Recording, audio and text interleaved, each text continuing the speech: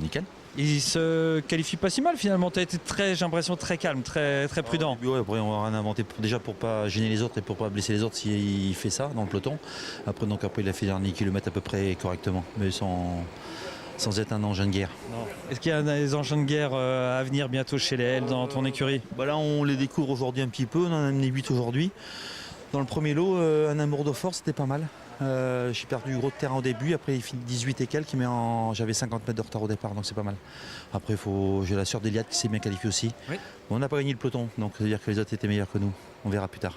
Enfin, l'important c'est la course. Est-ce que le style t'a plu pour la sœur d'Eliade Dugoutier notamment? Ouais, très bien, elle a bien fini. Et puis si ça se prolongeait, j'aurais pu aller sur ce pied-là assez longtemps, donc c'est pas mal.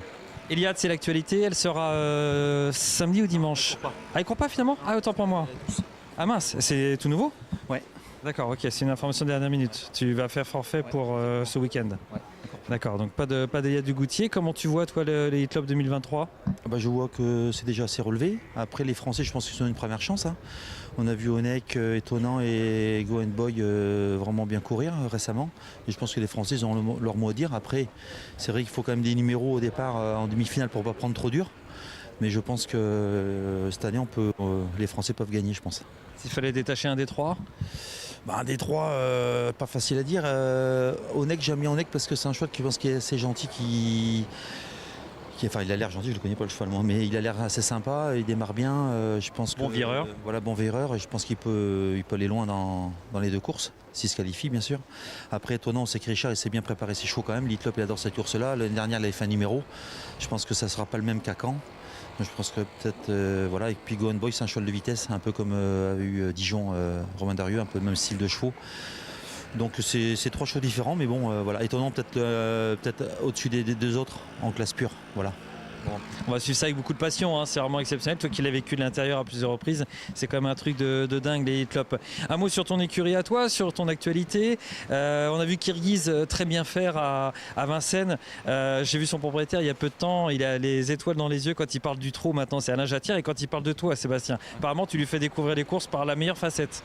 Après je le connais pas forcément beaucoup, c'est surtout Thomas Bernereau qui me l'a fait connaître. Donc voilà, il a investi dans ce cheval là au Ventarcana. C'est vraiment bien Kirghiz. Ah, c'est un bon cheval, un Fast-Time Bourbon. D'ailleurs, Fast-Time il produit bien. J'ai plein de gagnants, des chevaux d'avenir en plus.